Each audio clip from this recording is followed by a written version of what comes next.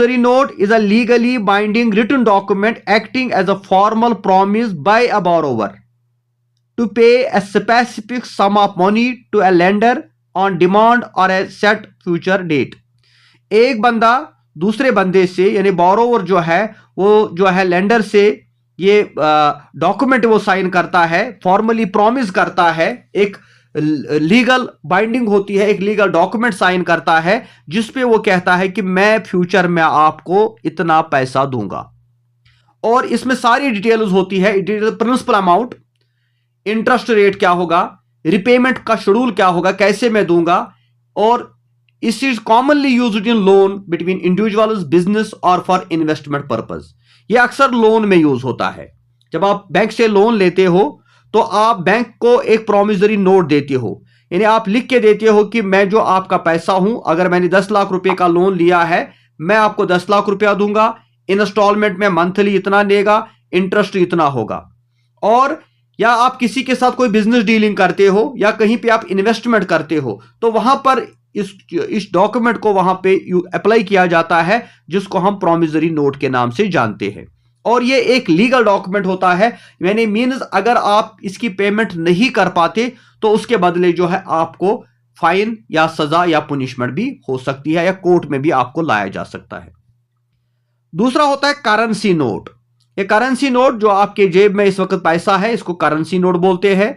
और इंडिया के अंदर जो currency notes are legal tender guaranteed by the central government and issued by Reserve Bank of India under RBI Act 1934। तो India के अंदर जो करेंसी नोट्स है ये सेंट्रल गवर्नमेंट जो है इसकी गारंटी आपको देता है, और रिजर्व बैंक ऑफ इंडिया जो इंडिया के अंदर है, जो आरबीआई का एक्ट बना है 1934 में, तो इस एक्ट के तहत जो है ये करेंसी एक लीगल डॉक्यूमेंट होता है। अब इसमें क्या होता है, they represent a legal promise to pay the bearer the value expressed on the note making them valid for settling डेब्ट नेशन वाइड।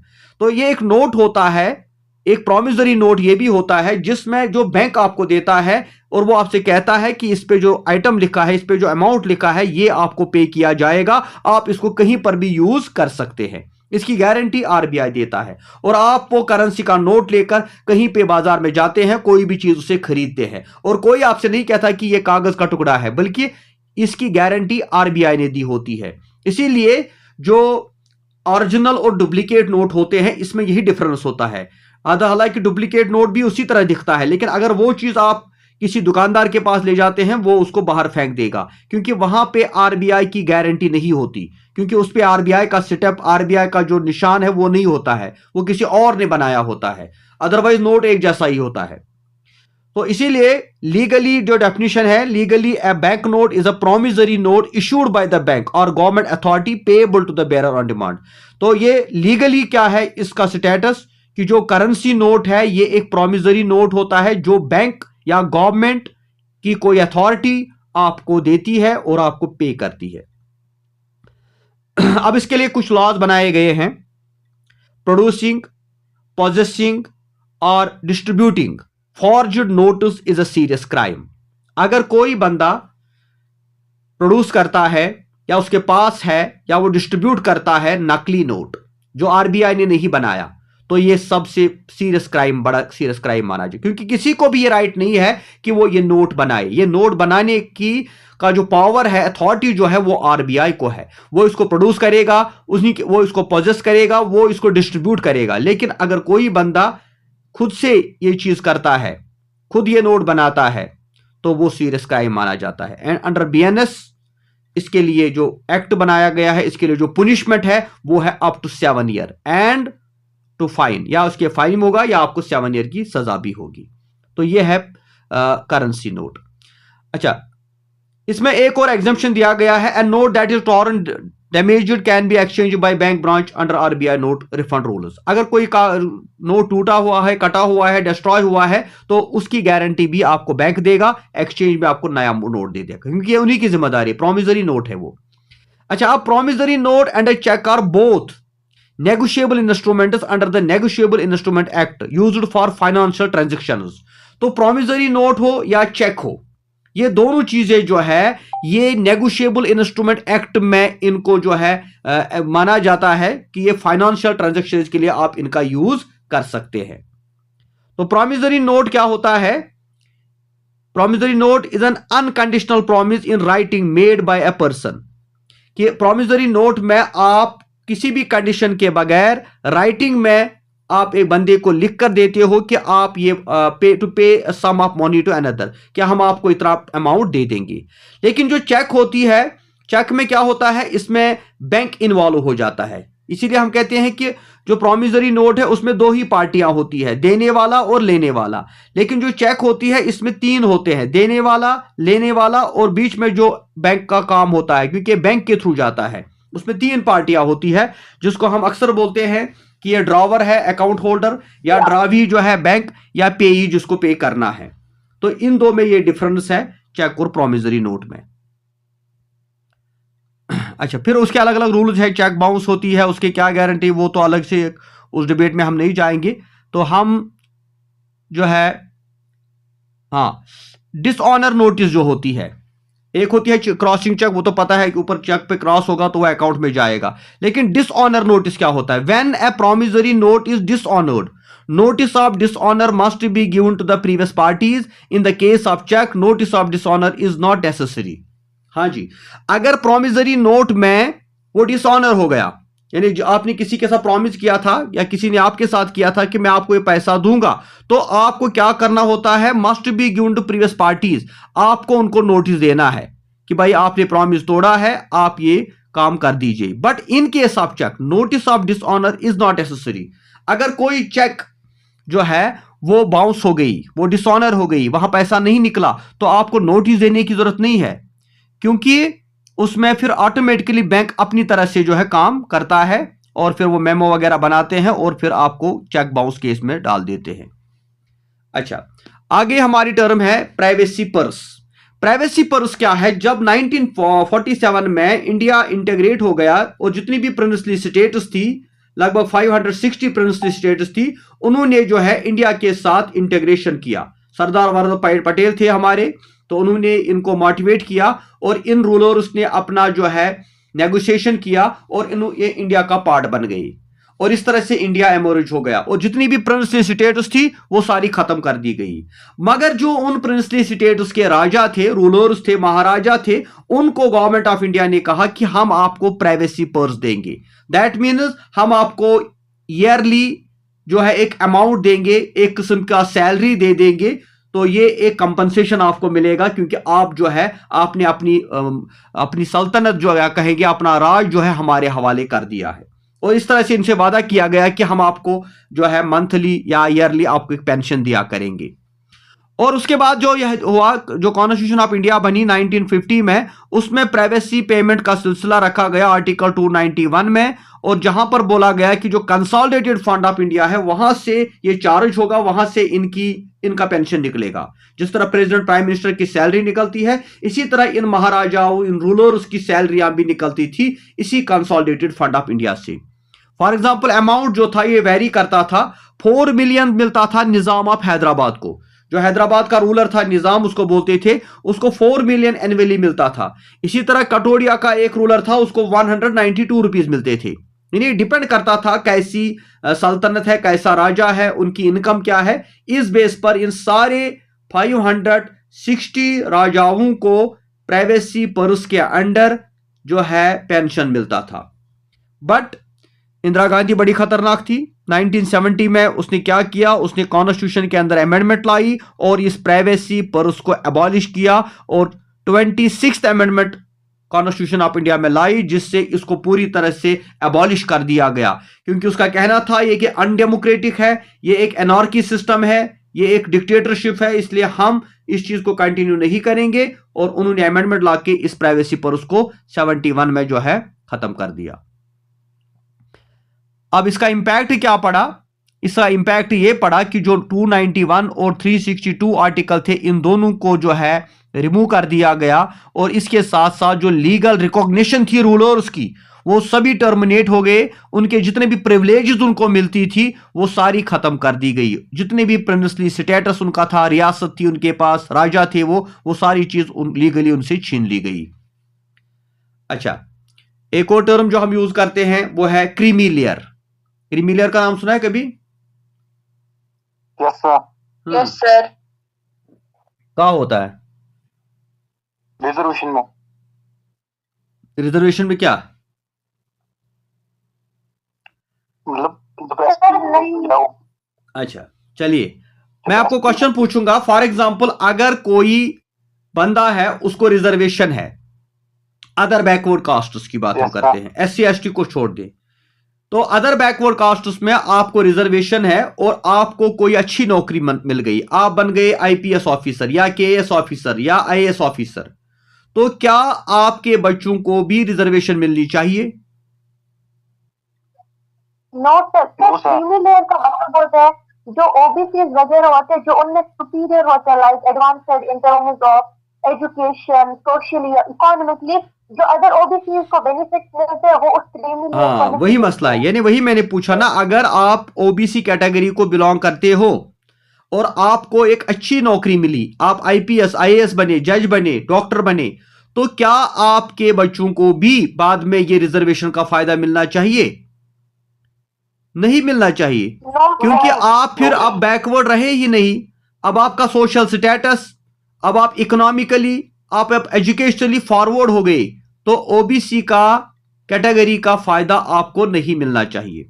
हालांकि मैं कहता हूं सिर्फ OBC नहीं, अगर कोई ST में है या कोई SC में है, अगर उसको एक अच्छा जॉब मिला तो उसके बच्चे को फिर रिजर्वेशन का फायदा नहीं मिलना चाहिए, वो उसी टाइम खत्म होना चाहिए। क्योंकि रिजर्वेशन असल में किस लिए दी जाती है कि यू आर बैकवर्ड, आप बैकवर्ड हो। लेकिन जब आप बैकवर्ड नहीं हो, जब आप इकोनॉमिकली साउंड हो गए, आपकी इनकम लाखों करोड़ों में चली गई, आप जो है एजुकेशनली फॉरवर्ड हो गए, आपने बड़ी बड़ी डिग्रियां हासिल की, आप सोशली स्टेटस आपका बदल गया, लोग आपकी इज्जत करने लगे, तो फिर बैक रिजर्वेशन किस लिए?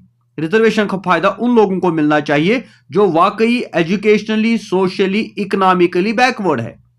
तो यही चीज हमारे हिंदुस्तान में ये रियलाइज किया गया और 71 में से ही ये शुरू हुआ और 92 में फिर एक केस आया जिसके बाद ये क्रीमी लेयर का कंसेप्ट पॉपुलर हुआ। और इसमें क्या बोला गया कि creamy layer means socially, economically, educationally advanced members of other backward classes in India, कि जो OBC कैटेगरी में एजुकेशनली, इकोनॉमिकली और सोशली एडवांस है, उनको क्रीमी लेयर का नाम दिया गया। और इसका मतलब क्या है? Who are excluded from receiving reservation benefits in government jobs and education. इनको गवर्नमेंट जॉब में, स्कूलों में, तालीम के मामले में रिजर्वेशन के फायदे से जो है महरूम कर दिया गया, इनको यह फायदा अब नहीं मिलेगा। और इस वक्त अगर हम देखें, currently this applies to individuals whose parents have annual income exceeding 8 lakh or hold high ranking government positions।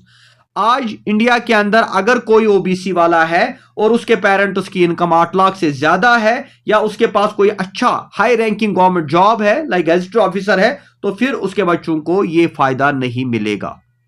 समझे आप? तो ओरिजिन ऑफ क्रीमी लेयर के बारे में हमारे पास एक इंपॉर्टेंट केस है, Indira Sahni versus union of India case, जो 92 में हुआ, जिसमें इसको ये माना गया कि भाई हाँ, क्रीमी लेयर का को बेनिफिट नहीं मिलना चाहिए रिजर्वेशन का। और बाद में जो है इसमें ये क्राइटेरिया रखा गया कि 8 लाख, इस वक्त जो प्रेजेंट सिचुएशन है, 8 लाख से ज्यादा अगर आपकी इनकम है तो you will not get the benefit of OBC।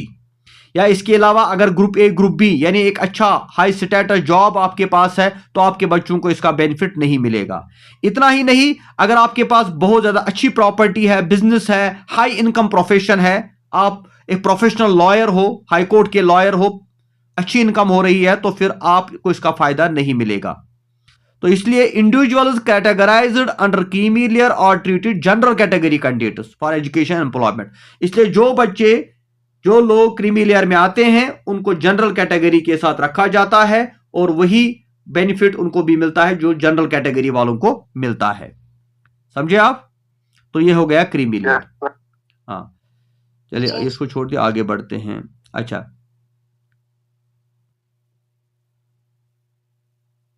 चलिए यहां पे टर्म 7 है रिलिंक्विशमेंट।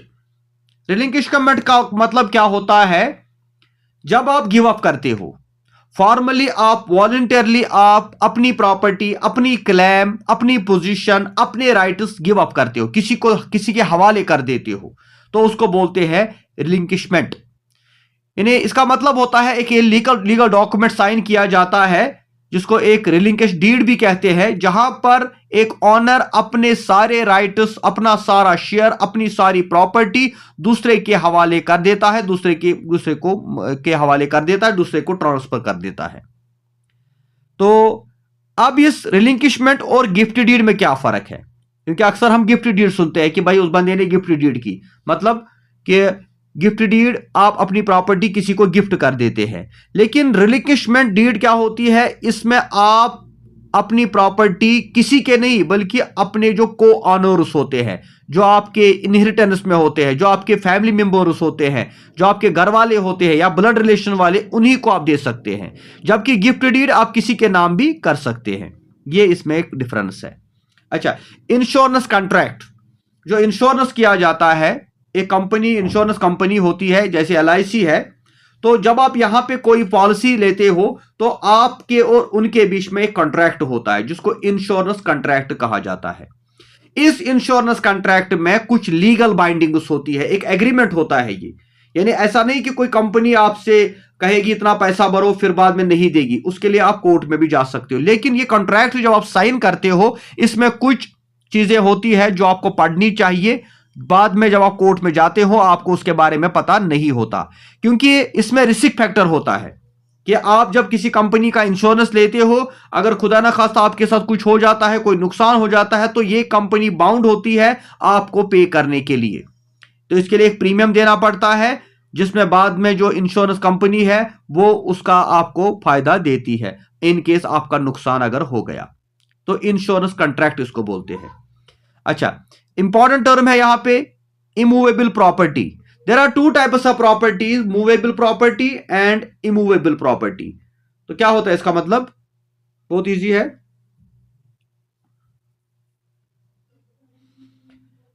जो प्रॉपर्टी एक जगह से दूसरी जगह ट्रांसफर की जा सकती है उसको बोलते हैं मूवेबल प्रॉपर्टी, और जो प्रॉपर्टी एक जगह से दूसरी जगह ट्रांसफर नहीं की जा सकती उसको बोलते हैं इमूवेबल प्रॉपर्टी। ठीक है, लाइक हमारी जमीन, हमारा मकान या कोई कॉम्प्लेक्स या कोई बिल्डिंग, इसको हम बोलते हैं इमूवेबल प्रॉपर्टी। तो immovable property refer land, building और any permanent fixture attached to the earth that can't be moved without altering their character. तो जो भी चीज जमीन के साथ अटैच हो, जिसको वहां से उठाना नामुमकिन हो, वहां से उसको ट्रांसफर ना किया जा सके, चाहे वो फैक्ट्री हो या मकान हो या जमीन हो, वो माना जाता है इमूवेबल प्रॉपर्टी। तो अब इसकी डेफिनेशन जो है, इस डेफिनेशन पे हम बोलते हैं कि ये रूटेड होता है जमीन के अंदर, परमानेंटली वहां पे सेटल होता है। और अगर इसको अब देखना है कि कानून इसके लिए क्या बोलता है ना। लीगल जो है, लीगल और tax implications. Under laws of registration act, transfer of immovable property requires mandatory registration stamp duty. अगर ये प्रॉपर्टी हमें किसी को ट्रांसफर करनी हो या बेचनी हो तो इसमें रजिस्ट्रेशन जरूरी होता है, लीगल डॉक्यूमेंट आपका साइन होना चाहिए, तब जाके आप ये ट्रांसफर कर सकते हैं। और TDS यानी इसमें आपको टैक्स भी देना पड़ता है, और ट्रांसफर करने के लिए आपको सेल डीड बनानी पड़ती है, या आपको इसमें विटनेस की जरूरत भी पड़ती है। यानी आपके पास जमीन है तो आप किसी को कहोगे ये आपसे कल, ये आज से कल से आपकी हो गई, ऐसा नहीं हो सकता। आपको एक लीगल डॉक्यूमेंट बनाना पड़ता है, आपको एक सेल डीड बनानी पड़ती है, आपको एक विटनेस लाने पड़ते हैं, आपको टैक्स देना पड़ता है, क्योंकि ये प्रॉपर्टी ऐसे ट्रांसफर नहीं होती है। और दूसरा होता है मूवेबल प्रॉपर्टी। तो मूवेबल प्रॉपर्टी मतलब कि जो आप इजीली एक जगह से दूसरी जगह मूव कर सकते हैं। जैसे गाड़ी है आपके पास तो आप इसको उठा के कहीं पे भी ले जा सकते हैं। फर्नीचर है, ज्वेलरी है, कैश है, स्टॉक्स है, बैंक बैलेंस है, जो भी सोना चांदी कैश है, पैसा है, तो ये सारी चीजें हैं मूवेबल। आप इनको ट्रांसफर कर सकते हैं from one place to another place. और इसके लिए कोई भी आपको जरूरत नहीं पर, ज्यादा डॉक्यूमेंट्स आपको साइन करने की जरूरत नहीं पड़ती। आपके जेब में कैश है, आप इजली किसी को दे तो कोई इसमें एक्सचेंज करने की जरूरत नहीं है। ओनली इन केस कि अगर कोई गाड़ी वाड़ी हम किसी को देना चाहते हैं उसमें हमें कुछ डॉक्यूमेंट साइन करने पड़ते हैं। अदरवाइज जितनी भी मूवेबल प्रॉपर्टीज होती है we can easily transfer them from one person to another person. जैसे मोटर कार्स होती है, व्हीकल्स होते हैं, या personal property, jewellery, watches, clothing होती है, मोबाइल है, लैपटॉप है, एसी है, या शेयर है, स्टॉक्स है, कैश है, तो ये सारी चीजें जो आती है ये मूवेबल प्रॉपर्टी में आती है। क्लियर?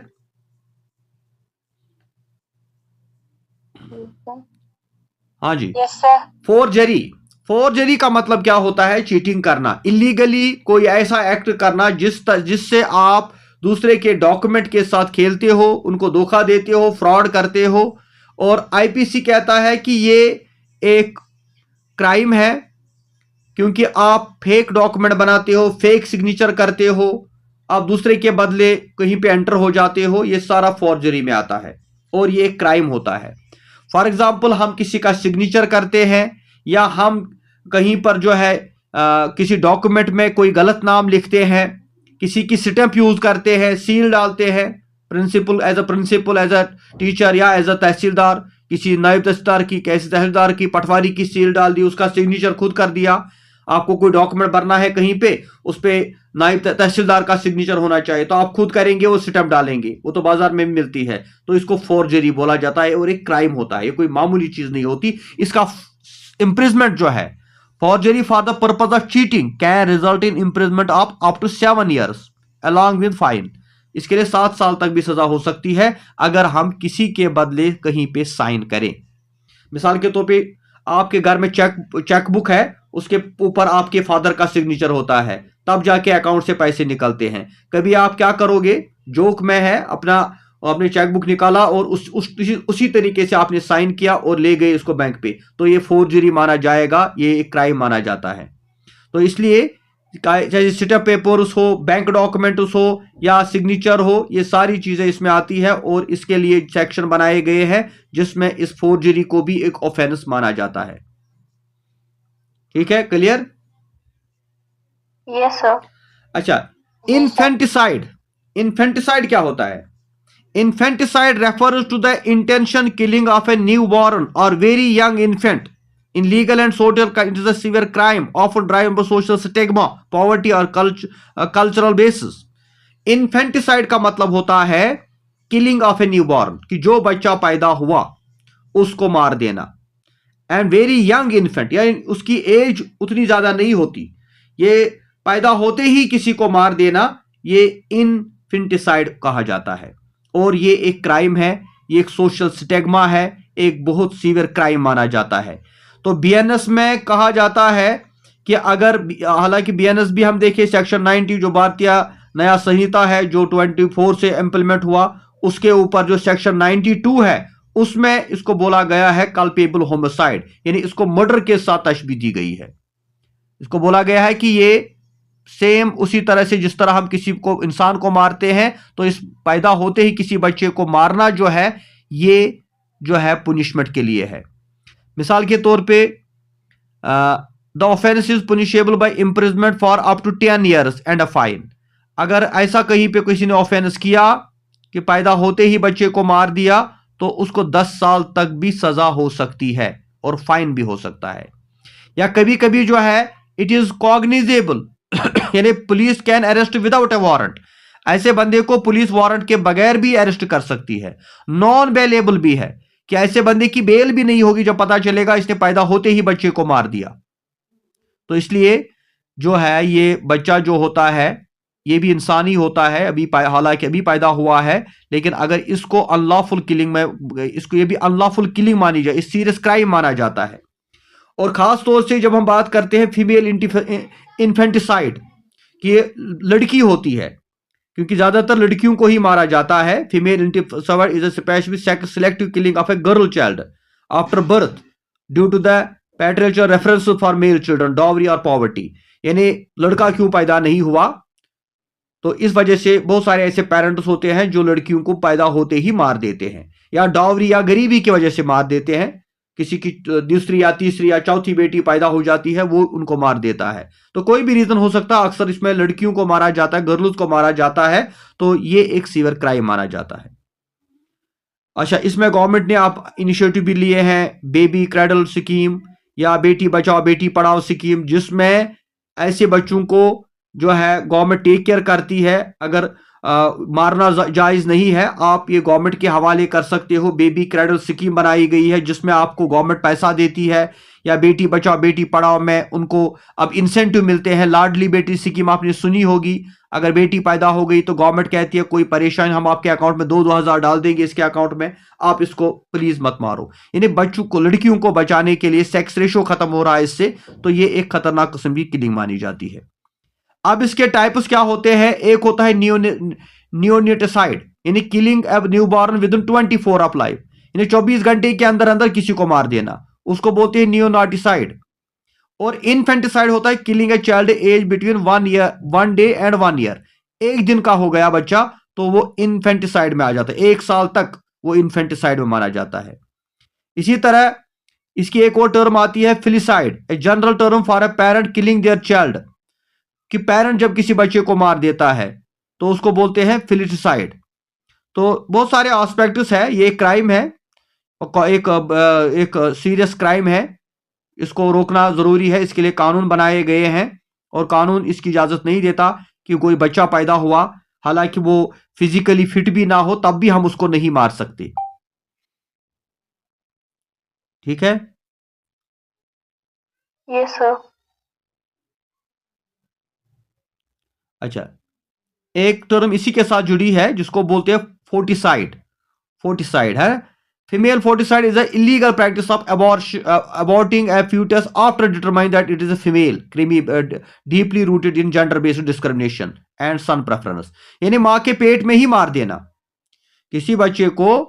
ये जानना कि जब हम ये जो है एक्सरे मशीन टेस्ट वगैरह करते हैं तो जो पता चलता है कि माँ के पेट में जो बच्चा है वो लड़की है, तो उसको मारना वो फोर्टिसाइड में आ जाता है, वो भी एक क्राइम है। हालांकि अभी वो पैदा नहीं हुआ है, लेकिन ये भी, इसकी भी एक लाइफ होती है, और ये करना भी कानून की नजर में क्राइम माना जाता है, उसको बोला जाता है फोर्टिसाइड।